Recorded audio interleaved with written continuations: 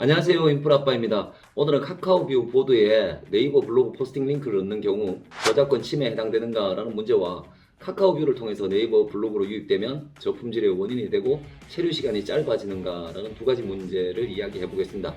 이 이야기를 하기 전에 이 영상을 보시는 분께서 꼭 한 가지 견지해야 할 관점이 있습니다. 인프라아빠는 누구 편인가라는 관점입니다. 저는 네이버 블로그의 편도 아니고 카카오뷰의 편도 아닙니다. 그래도 굳이 따지자면 네이버 블로그를 또 오래 했고 카카오뷰보다는 블로그에 대한 애착이 훨씬 많고 꼭 선택을 해야 한다면 카카오뷰보다는 네이버 블로그 편입니다. 이 점을 꼭 기억하시고 이 영상을 봐주셨으면 합니다. 과연 저작권 침해인지 과연 저품질에 빠지는지 이야기 시작하겠습니다. 구독과 알림 설정은 제게 큰 힘이 됩니다.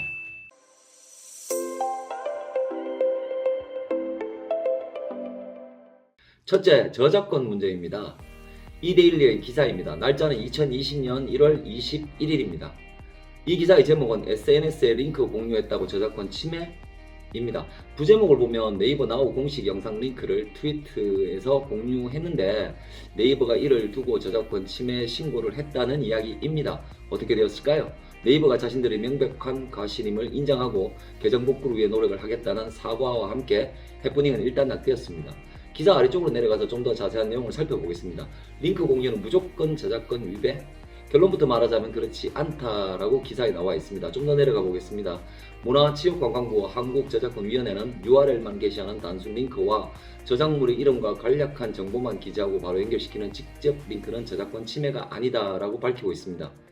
좀 더 아래쪽으로 내려보면 2014년 대법원 판례에 의하면 단순히 링크를 복사해 URL을 공유하는 행위는 저작권법상 복제 배포 개념에 포함되지 않는다라고 판결했다라고 나와 있습니다. 좀 더 아래로 내려보면 인터넷에서 링크는 저작물의 웹 위치나 경로를 나타내는 것에 불과하기 때문에 저작권법에서 규정하는 복제 및 전송에 해당되지 않는다는 게 판결의 이유다라고 이야기하고 있습니다. 이 기사에서 보셨듯이 네이버 블로그의 포스팅 URL을 공유하는 것은 저작권법 위반이 아닙니다. 이 판례가 궁금하기도 하고 사법기관에서 링크를 바라보는 법리적 해석이 궁금해서 몇 가지 판례를 찾아봤습니다. 2003년부터 2021년까지 대법원은 일관되게 판결하고 있습니다. 판결의 여지를 보면 대법원은 링크에 관하여 단호하고 일관된 입장을 취하고 있습니다. 너무나 확고해서 제가 더 많은 판례를 굳이 찾을 필요가 없다라는 생각이 들더라고요. 인터넷 링크는 웹 위치 정보나 경로에 불과하기 때문에 링크는 게시물의 전송에 해당되지 아니한다라고 반복해서 확고한 판결을 내리고 있습니다. 즉 네이버 블로그 포스팅의 주소를 공유한다는 것은 일체의 저작권 침해 요소가 없습니다. 당연히 유튜브 주소, 인스타 주소 등도 마찬가지입니다. 여기서 우리가 다른 관점에서 질문을 해보면 어떨까 합니다. 카카오뷰가 시작되면 많은 분들이 URL을 공유해서 보드를 발행하게 될 텐데 과연 카카오라는 거대한 회사가 저작권법 위반의 여지가 단 1%라도 있었다면 카카오뷰를 시작했을까요? 그렇게 큰 회사가 법무팀의 확고한 결론 없이 다툼의 여지가 있는 서비스를 출시했을까요? 절대 그런 일은 없습니다. 그런데 왜 네이버 블로그를 하는 분들이 자신의 포스팅을 보드에 담아서 발행한 카카오뷰 채널 운영자에게 항의하고 카카오에 신고를 하는 것일까요? 카카오뷰에 신고하면 카카오는 이런 안내 메일을 채널 운영자에게 보냅니다. 정리하면 권리 침해 신고가 있었다. 문제 없다. 하지만 수정 여부를 검토 부탁드립니다. 라고 메일이 옵니다. 너무 저속한 해석이지만 권리 침해 신고에도 문제 없다. 하지만 카카오 이미지도 있고 이제 시작하는 서비스인데 자꾸 신고하면 시끄러우니까 웬만하면 보드에서 해당 컨텐츠 삭제를 하면 어떻겠냐라는 의미입니다. 네이버 블로그가 카카오에 권리 침해 신고를 하는 이유는 4가지 정도입니다. 첫째, 아주 몹쓸 사람들이 자신의 무식을 알지 못하고 그거 저작권법 위반이야 신고해 라고 여러분을 부추기기 때문입니다. 절대 저작권법 위반 아닙니다. 둘째, 이상한 카드를 듣고 와서 다음에서 유입되면 저품질에 빠진다라는 말도 안 되는 거짓 정보를 맹신하기 때문입니다. 셋째, 갑자기 방문자가 늘어나면 저품질에 빠진다라는 말도 안 되는 카드를 진짜로 믿기 때문입니다. 넷째, 카카오뷰로 유입되면 체류 시간이 짧아져서 저품질에 빠진다라는 말도 안 되는 카드라에 속고 있기 때문입니다. 권리 침해 신고를 하는 분을 지적하려는 게 아닙니다. 팔은 안으로 굽습니다. 인프라아빠는 네이버 블로그 때문에 만든 닉네임입니다. 근거 없는 낭설을 퍼뜨리고 자기가 잘난 척 우쭐대는 몹쓸 사람들의 말에 속고 있는 모습이 안타까워서 드리는 말씀입니다. 제가 네이버에서 카카오뷰를 검색해서 누군가의 포스팅을 봤습니다. 그 사람의 이야기는 카카오뷰로 유입되면 네이버 블로그 저품질에 빠진다라고 단언하고 있습니다. 그 이유는 과거 카카오톡과 라인은 앙숙이었고, 그리고 다음과 네이버는 원수지간이다. 원수지간이기 때문에 감정 싸움을 한다. 따라서 힘없는 블로그들은 고래 싸움에 새우등 트지지 말고 카카오뷰 유입을 차단해라 라고 당당하게 이야기합니다. 기가 막히고 어이가 없습니다. 시총 100조가 넘는 회사들이 어린애처럼 감정 싸움을 한다니 한숨밖에 나오지 않습니다. 도대체 이런 이야기를 하는 분은 카카오뷰가 어떻게 출발했고 M게임과 네이버가 어떤 관계에 있으며 그 두 대표가 어떤 학창시절을 함께 보내고 어떤 연구를 같이 했는지 알긴 아십니까? 기업의 논리라는 게 이권 싸움입니까? 어떻게 감정 싸움입니까? 정말 한숨밖에 안 나옵니다. 저품질 원인이 감정 싸움이라고 하니까요. 자, 둘째, 정말 다음이나 카카오에서 유입되면 저품질이나 지수 하락이 될까? 정말 방문자가 급증하면 저품질이나 지수가 하락될까? 정말 카카오뷰에서 유입되면 체류 시간이 짧아질까? 이 세 가지에 대해 이야기 시작하겠습니다. 화면 아래쪽에 오픈 채팅방 링크 두 개가 담겨져 있습니다. 하나는 채널 주제와 상관없이 누구라도 들어오실 수 있는 카카오뷰 오픈 채팅방입니다. 또 다른 하나는 네이버 블로그 카뷰 홍보라는 오픈 채팅방입니다. 네이버 블로그 중에 푸드, 레시피, 요리, 밀키트, 맛집 등의 주제로 포스팅을 하시는 분과 동일한 주제로 보드를 발행하는 분만 입장이 가능합니다. 같은 주제의 블로그끼리 서로 좋은 이웃도 되어주고 카카오뷰를 하시는 분들에게 아이디어도 제공하고 때로는 본인의 포스팅을 많은 분들의 보드에 담아 발행하기도 하면서 블로그와 카뷰가 상부상조하는 오픈 채팅방입니다. 많이들 오셨으면 좋겠습니다. 구독, 좋아요. 다음에서 유입되면 저품질에 빠진다라는 이야기는 완전히 잘못된 이야기입니다. 이 이야기는 정말 여러분들께서 앞뒤를 끝까지 다 들어주셔야 합니다. 네이버 블로그 중에서 저품질에 빠진 블로그는 네이버에 노출이 되지 않습니다. 그게 저품질이기 때문입니다. 그런데 다음에서 검색하면 자신의 블로그가 노출이 됩니다. 다시 말해서 네이버에서 저품질을 먹으면 다음에는 노출이 됩니다. 다음에서 유입이 되기 때문에 저품질에 빠지는 게 아니고 저품질에 빠졌기 때문에 다음에만 노출이 되는 겁니다. 절대 다음에서 유입되었다고 저품질에 빠지지 않습니다.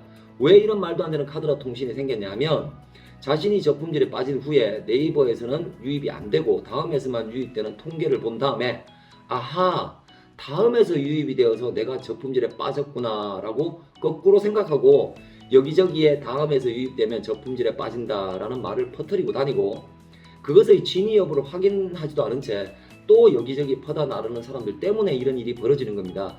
신규 블로그를 만들어서 로직에 맞게 글을 잘 작성해서 발행해 보십시오. 네이버 상단부터 노출이 될 것 같습니까? 다음에서 먼저 노출이 될 것 같습니까? 다음에서 먼저 노출이 됩니다. 그럼 그 신규 블로그는 저품질일까요? 절대 아닙니다. 오히려 잘 성장하고 있는 블로그입니다. 꼭 기억하십시오. 다음 유입으로 저품질에 빠지는 게 아니라 저품질에 빠졌기 때문에 네이버에서는 안 보이고 다음에만 보이는 겁니다. 방문자 급증은 지수 하락이나 저품질의 원인이 된다. 과연 그럴까요? 지금은 삭제했지만 예전 영상에서 몇 번 소개한 적이 있는 숟가락님의 블로그입니다. 이 블로그는 카카오뷰를 같이 하고 있고요. 자신의 포스팅을 단톡에 공유하면 같이 활동하는 분들이나 제가 이분의 포스팅을 카뷰 보드에 담아서 발행합니다. 당연히 방문자가 급증과 폭증을 수시로 합니다. 그렇다면 이 블로그는 저품질에 빠져야 카드라 통신이 맞는 이야기가 될 겁니다. 숟가락님의 블로그는 최초 발행일이 2021년 9월 16일입니다. 이제 4개월 된 초보 블로그입니다. 발행한 포스팅도 86개밖에 되지 않습니다. 근데 단 하나의 누락도 없이 노출이 다 되어 있고요. 86개 포스팅밖에 안 되는데 무려 준최저가 5단계입니다. 일방문자는 평균 500명 정도 나오고요. 블로그를 좀 아시는 분이라면 4개월 86개 포스팅으로 그것도 요리 블로그가 준최저가 5단계라면 얼마나 빠른 성장인지 아실 겁니다. 참고로 숟가락님의 카카오뷰 수익은 40만 1,000원입니다. 그리고 자랑스러운 저희 제자입니다. 숟가락님이 오늘 단톡에 공유한 캡처 이미지입니다. 1월 27일에 네이버 홈 레시피 판에 소개하겠다는 내용입니다. 쉽게 말해서 네이버가 숟가락님의 포스팅을 네이버 메인에 띄워주겠다는 겁니다. 카카오뷰 유입으로 방문자가 수시로 급증 폭증하는 블로그를 저품질에 빠뜨려야지 네이버 메인이라니 이게 무슨 말일까요? 카카오뷰 유입과 지수 하락 또는 저품질 등은 아무런 관련이 없습니다. 방문자가 급증하면 네이버가 내 블로그를 분석합니다. 하지만 방문자 급증이 프로그램 등의 기계적 방법이나 이슈성 키워드 또는 기타 부정한 방법이 아니라 유입 경로 등이 직시된다면 절대 부정적인 시그널로 처리하지 않습니다. 유튜브로 대거 유입되거나 인스타로 대거 유입되면 저품질 먹이나요? 절대 아닙니다. 카카오뷰를 통해 유입되면 체류 시간이 짧아진다? 그래서 지수가 하락되거나 저품질에 빠진다? 과연 사실일까요? 절대 아닙니다. 이웃이 방문하거나 검색으로 방문하거나 다음에서 유입되거나 카카오뷰에서 유입되거나 유입 경로에 상관없이 체류 시간은 해당 컨텐츠의 질에 달려 있습니다. 오히려 가장 체류 시간이 짧고 위험한 방문자는 내 컨텐츠는 전혀 관심이 없고 무의미한 서이충 활동만 하는 방문자입니다. 네이버 블로그를 하는 분이라면 누구나 상단 노출을 바랄 겁니다. 상단 노출은 지수와 알고리즘의 문제이지만 클릭 후에 내 블로그에 오면 그때부터는 알고리즘이 아니라 방문자의 인간의 눈으로 냉정하게 내 포스팅에 점수 아닌 점수를 주게 됩니다. 그게 체류 시간입니다. 그게 이웃 추가입니다. 그게 재방문이고요. 그게 조회입니다. 즉 검색 유입이라고 체류 시간이 다 길고 서이추라고 다 짧기만 하고 이웃이라고 해서 무조건 길고 다음이나 카카오뷰는 체류 시간이 짧다라는 건 전혀 근거 없는 이야기입니다. 고생해서 겨우 상단 노출되었는데 검색 방문자들이 체류 시간이 짧을까 걱정돼서 저는 상단 노출 안 할래요 라는 말은 이상하지 않습니까? 그럼 검색 방문자는 전부 5분 10분 평균 체류 시간이 나올 거라고 네이버가 보장해 줍니까? 알고리즘이 그걸 담보해 줍니까? 전혀 그렇지 않습니다. 제 유튜브에 있는 댓글입니다. 제 영상을 가져가서 보드를 발행해도 되냐고 묻길래 제가 뭐라고 대답했냐면 얼마든지 공유해 주십시오. 간혹 유튜브 중에 카카오뷰로 영상 공유하면 자기 영상 평균 시청 시간이 짧아진다.